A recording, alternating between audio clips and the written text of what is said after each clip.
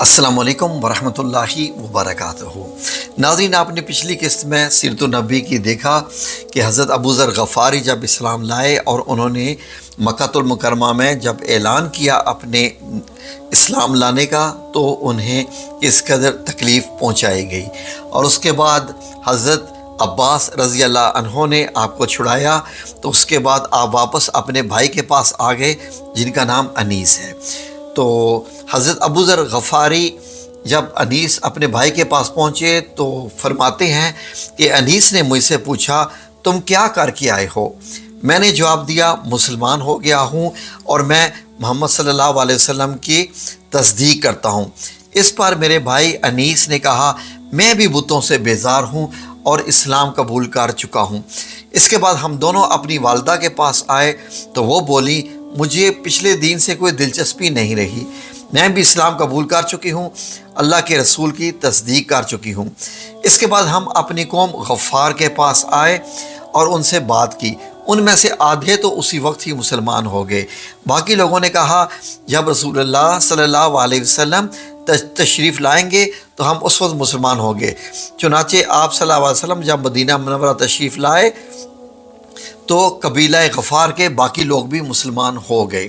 ان حضرات نے جو یہ کہا تھا کہ جب رسول اللہ صلی اللہ علیہ وسلم تشریف لائیں گے ہم اس وقت مسلمان ہوں گے، تو ان کے یہ کہنے کی وجہ یہ تھی کہ نبی کریم صلی اللہ علیہ وآلہ وسلم نے مکہ میں حضرت ابو ذر غفاری سے ارشاد فرمایا تھا کہ میں نخلستان یعنی کھجوروں کے باغ کی سرزمین میں جب جاؤں گا جو یثرب کے سوا کوئی نہیں ہے، تو کیا تم اپنی قوم کو یہ خبر پہنچا دو گے؟ ممکن ہے اس طرح تمہارے ذریعے اللہ تعالیٰ ان لوگوں کو فائدہ پہنچا دے اور تمہیں ان کی وجہ سے اجر ملے۔ اس کے بعد نبی کریم صلی اللہ علیہ وآلہ وسلم کے پاس قبیلہ اسلم کے لوگ آئے۔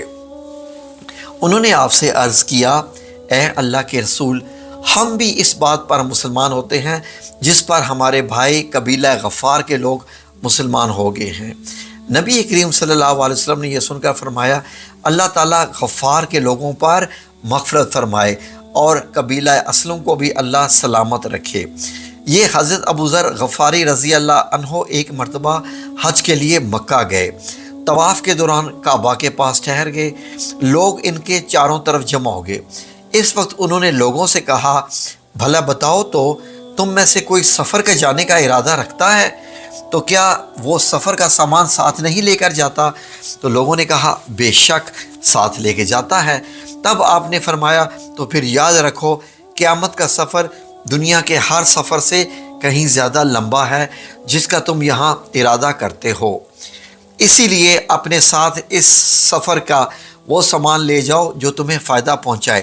لوگوں نے پوچھا ہمیں کیا چیز فائدہ پہنچائے گی؟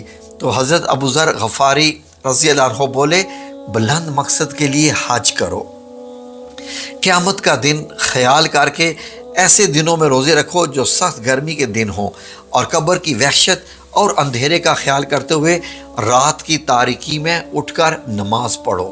حضرت ابو ذر غفاری رضی اللہ عنہ کے بعد حضرت خالد بن سعید رضی اللہ عنہ ایمان لائے۔ کہا جاتا ہے کہ دیہات کے لوگوں میں مسلمان ہونے والوں میں یہ تیسرے یا چوتھے آدمی تھے، ایک قول تو یہ بھی ہے کہ پانچویں تھے۔ یہ اپنے بھائیوں میں سب سے پہلے مسلمان ہوئے۔ ان کے اسلام لانے کا واقعہ ناظرین کچھ یوں ہے کہ انہوں نے خواب میں جہنم کو دیکھا، اس کی آگ بہت خوفناک انداز میں بھڑک رکھی تھی، یہ خود جہنم کے کنارے کھڑے تھے، اور خواب میں انہوں نے دیکھا کہ ان کا باپ انہیں جہنم میں دھکیلنا چاہتا ہے، مگر نبی کریم صلی اللہ علیہ وآلہ وسلم ان کا دامن پکڑ کر انہیں دوزخ میں یعنی جہنم میں گرنے سے روک رہے ہیں۔ اسی وقت گھبراہٹ کے عالم میں ان کی آنکھ کھل گئی، انہوں نے فوراً کہا میں اللہ کی قسم کھا کر کہتا ہوں یہ خواب سچا ہے۔ ساتھ ہی انہیں یقین ہو گیا کہ جہنم سے انہیں صرف رسول اللہ صلی اللہ علیہ وآلہ وسلم ہی بچا سکتے ہیں۔ فوراً حضرت ابو بکر صدیق رضی اللہ عنہ کے پاس آئے، انہیں اپنا خواب سنایا تو حضرت ابو بکر صدیق رضی اللہ عنہ نے فرمایا اس خواب میں تمہاری بھلائی اور خیر پوشیدہ ہے، اللہ کے رسول موجود ہیں، ان کی پیروی کرو۔ چنانچہ حضرت خالد بن سعید رضی اللہ عنہ فوراً ہی نبی کریم صلی اللہ علیہ وسلم کی خدمت میں حاضر ہوئے اور انہوں نے آپ سے یہ پوچھا کہ اے محمد صلی اللہ علیہ وسلم آپ کس بات کی دعوت دیتے ہیں؟ آپ نے ارشاد فرمایا میں اس بات کی دعوت دیتا ہوں کہ اللہ ایک ہے، اس کا کوئی شریک نہیں، کوئی اس کے برابر کا نہیں، اور یہ کہ محمد اللہ کے بندے اور رسول ہیں، اور تم جو یہ پتھروں کی عبادت کرتے ہو اس کو چھوڑ دو، یہ پتھر نہ سنتے ہیں نہ دیکھتے ہیں، نہ نقصان پہنچا سکتے ہیں نہ فائدہ پہنچا سکتے ہیں۔ یہ سنتے ہی حضرت خالد بن سعید رضی اللہ عنہ مسلمان ہو گئے۔ ان کے والد کا نام سعید بن عاص تھا۔ اسے بیٹے کے اسلام قبول کرنے کا پتہ چلا تو آگ بگولا، غصے میں ہو گئے اور بیٹے کو کوڑے سے مارنا شروع کر دیا، یہاں تک کہ اتنے کوڑے مارے کہ کوڑا ہی ٹوٹ گیا۔ پھر اس نے کہا تو نے محمد صلی اللہ علیہ وسلم کی پیروی کی، حالانکہ تو جانتا ہے کہ وہ پوری قوم کے خلاف جا رہے ہیں، وہ اپنی قوم کے معبودوں کو برا کہتے ہیں۔ یہ سن کر حضرت خالد بن سعید رضی اللہ عنہ بولے اللہ کی قسم جو پیغام وہ لے کر آئے ہیں میں نے اس کو قبول کر لیا ہے۔ اس جواب پر وہ اور غضبناک ہوا اور بولا کہ خدا کی قسم میں تیرا کھانا پینا بند کر دوں گا۔ حضرت خالد بن سعید رضی اللہ عنہ نے جواب دیا اگر آپ میرا کھانا پینا بند کر دیں گے تو اللہ تعالیٰ مجھے روٹی دینے والا ہے۔ تنگ آ کر سعید نے اپنے بیٹے کو گھر سے نکال دیا اور ساتھ ہی اپنے باقی بیٹوں سے کہا اگر تم میں سے کسی نے بھی اس سے بات چیت کی میں اس کا بھی یہی حشر کروں گا۔ حضرت خالد بن سعید رضی اللہ عنہ گھر سے نکل کر حضور صلی اللہ علیہ وسلم کی خدمت میں آ گئے اور اس کے بعد وہ آپ کے ساتھ ہی رہنے لگے، باپ سے بالکل بے تعلق ہو گئے، یہاں تک کہ جب مسلمانوں نے کافروں کے مظالم سے تنگ آ کر حبشہ کی طرف ہجرت کی تو یہ ہجرت کرنے والوں میں سے پہلے آدمی تھے۔ ایک مرتبہ ان کا باپ بیمار بھی ہوا تو اس وقت اس نے قسم کھائی کہ اگر خدا نے مجھے اس بیماری سے صحت دی تو مکہ میں کبھی محمد صلی اللہ علیہ وسلم کی خدا کی عبادت نہیں ہونے دوں گا۔ باپ کی یہ بات حضرت خالد بن سعید رضی اللہ عنہ تک پہنچی، انہوں نے کہا اے اللہ اس مرض سے کبھی نجات نہ دینا۔ چنانچہ ان کا باپ اسی مرض میں مر گیا۔ خالد بن سعید رضی اللہ عنہ پہلے آدمی ہیں جنہوں نے بسم اللہ الرحمن الرحیم لکھی۔ ان کے بعد ان کے بھائی عمرو بن سعید بھی مسلمان ہو گئے اور ان کے مسلمان ہونے کا سبب یہ ہوا کہ انہوں نے خواب میں ایک نور دیکھا۔ نور زمزم کے پاس سے نکلا اور اس سے مدینے کے باغ تک روشن ہو گئے اور اتنے روشن ہوئے کہ ان میں مدینہ کی تازہ کھجوریں بھی نظر آنے لگی۔ انہوں نے یہ خواب لوگوں سے بیان کیا تو انہوں نے کہا کہ زمزم حضرت عبد المطلب کے خاندان کا کنواں ہے اور یہ نور بھی انہی سے ظاہر ہوگا۔ پھر جب ان کے بھائی خالد رضی اللہ عنہ مسلمان ہو گئے ہیں تو انہیں خواب کی حقیقت نظر آنے لگی، چنانچہ یہ بھی مسلمان ہو گئے۔ ان کے علاوہ سعید کی اولاد میں سے ریان اور حکم بھی مسلمان ہو گئے اور حکم رضی اللہ عنہ کا نام نبی کریم صلی اللہ علیہ وسلم نے بعد میں عبداللہ رکھا۔ اس طرح ابتدائی دنوں میں مسلمان ہونے والوں میں حضرت صہیب رضی اللہ عنہ بھی تھے۔ ان کا باپ ایران کے بادشاہ کسرا کا گورنر تھا۔ ایک مرتبہ کیسر کی فوجوں نے اس کے علاقے پر حملہ کیا۔ اس لڑائی میں صہیب رضی اللہ عنہ گرفتار ہو گئے، انہیں غلام بنا لیا گیا۔ اس وقت یہ بچے تھے، چنانچہ غلامی کی حالت میں ہی روم میں پلے بڑے، وہیں جوان ہوئے۔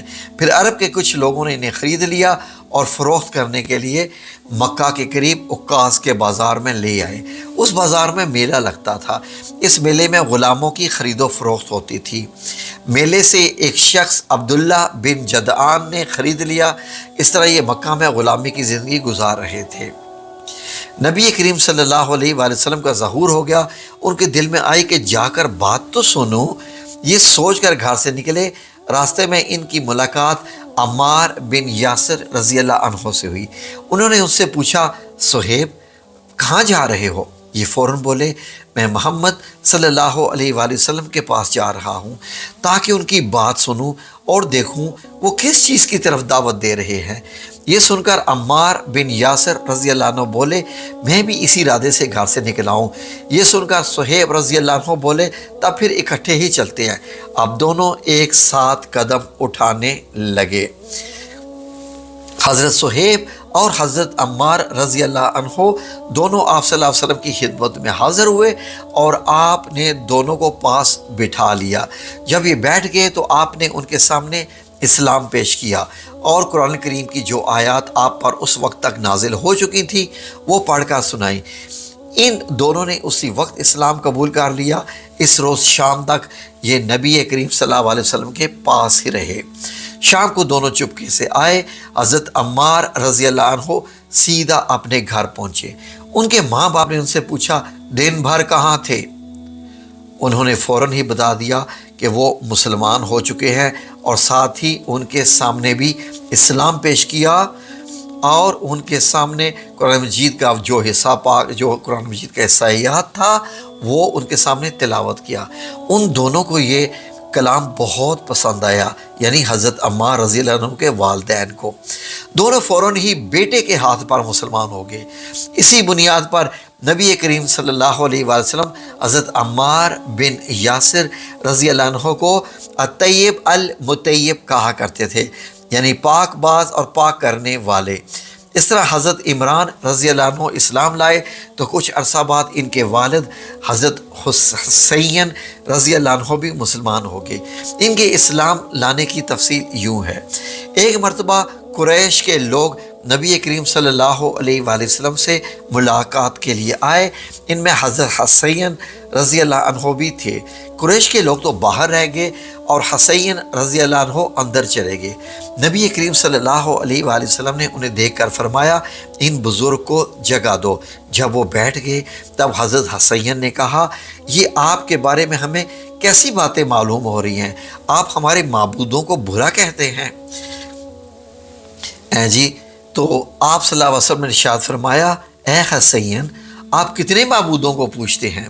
حضرت حسین نے جواب دیا ہم 7 معبودوں کی عبادت کرتے ہیں، ان میں سے 6 تو زمین پر ہیں اور ایک آسمان پر ہے، اور اگر آپ کو اس پر آپ صلی اللہ علیہ وسلم نے ارشاد فرمایا اور اگر آپ کو کوئی نقصان پہنچ جائے تو آپ کس کی طرف مدد مانگتے ہیں؟ حضرت حسین رضی اللہ عنہ بولے اس صورت میں ہم اس سے مدد مانگتے ہیں جو آسمان پر ہے۔ یہ جواب سن کر آپ نے فرمایا تو وہ تو تنہا تمہاری دعائیں سن کر پوری کرتا ہے، تو وہ تم اس کے ساتھ دوسروں کو بھی شریک کرتے ہو۔ اے حسین کیا تم اپنے اس شرک سے خوش ہو؟ اسلام قبول کرو، اللہ تعالیٰ تمہیں سلامتی دے گا۔ حضرت حسین یہ بات سنتے ہی ان کے دل پر گہرا اثر ہوا اور وہ مسلمان ہو گئے، کلمہ حق پڑھ لیا۔ اسی وقت ان کے بیٹے حضرت عمران رضی اللہ عنہ اٹھ کر باپ کی طرف بڑھے اور ان سے لپٹ گئے۔ اس کے بعد حضرت حسین رضی اللہ عنہ نے واپس جانے کا ارادہ کیا تو آپ نے صحابہ کرام سے ارشاد فرمایا انہیں گھر تک پہنچا کر آئیں۔ حضرت حسین رضی اللہ عنہ جب دروازے سے باہر نکلے تو وہاں کچھ قریش کے لوگ موجود تھے۔ انہیں دیکھتے ہی بولے لو یہ بھی بے دین ہو گیا۔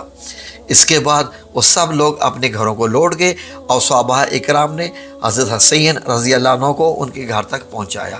اس طرح 3 سال تک نبی کریم صلی اللہ علیہ وآلہ وسلم خفیہ طور پر اسلام کی تبلیغ کرتے رہے۔ 3 سال۔ اس دوران جو شخص بھی مسلمان ہوتا وہ مکہ کی گھاٹیوں میں چھپ کر نمازیں ادا کرتا۔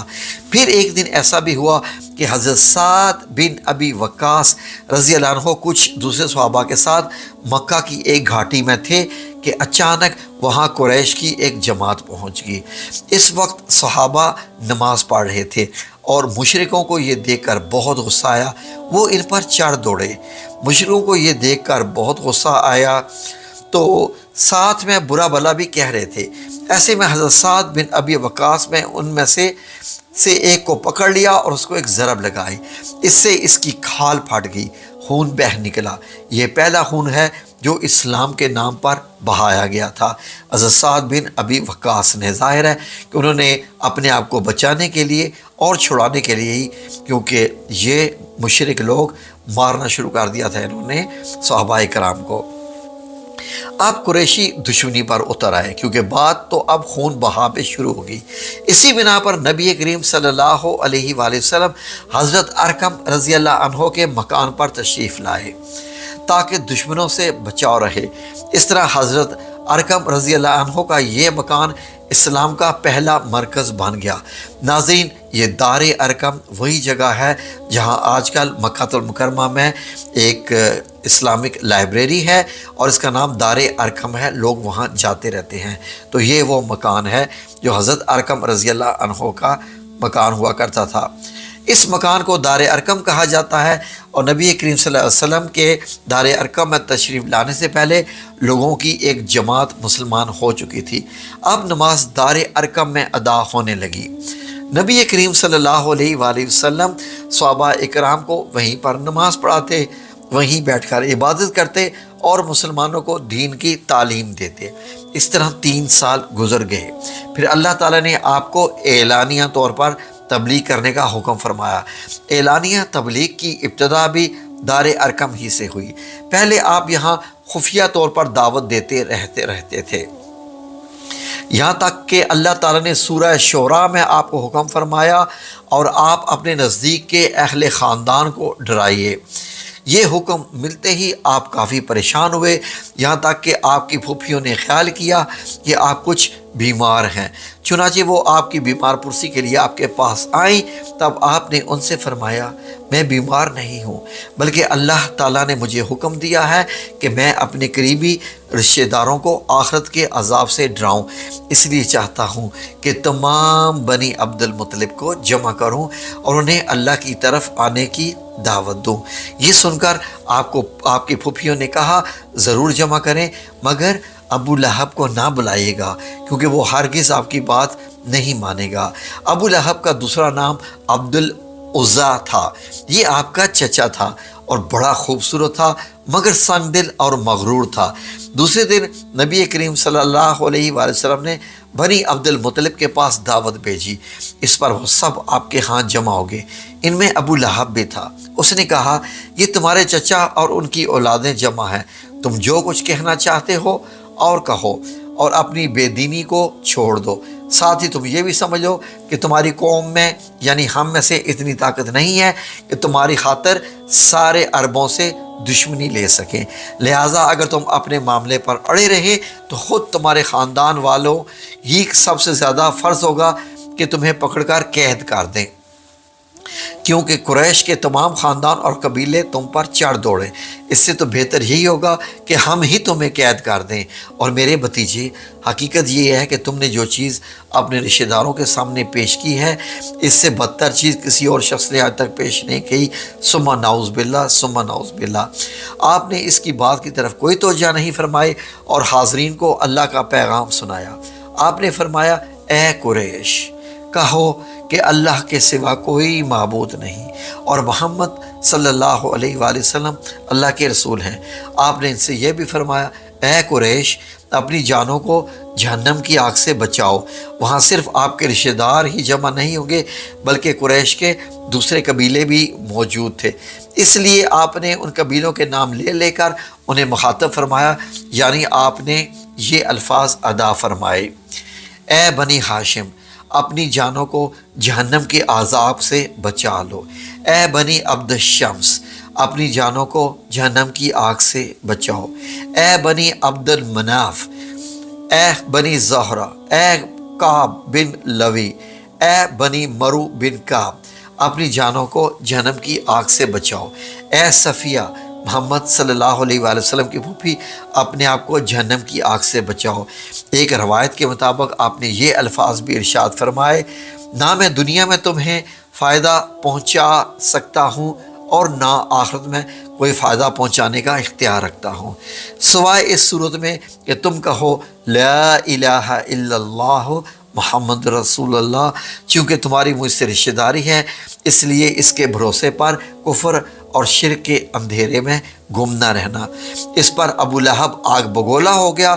اس نے تل ملا کر کہا، تو ہلاک ہو جائے، کیا تو نے ہمیں اس لیے جمع کیا ہے؟ پھر سب لوگ وہاں سے چلے گئے۔ ناظرین، ابو لہب اور ابو جہل بہت سختی کرتے رہے۔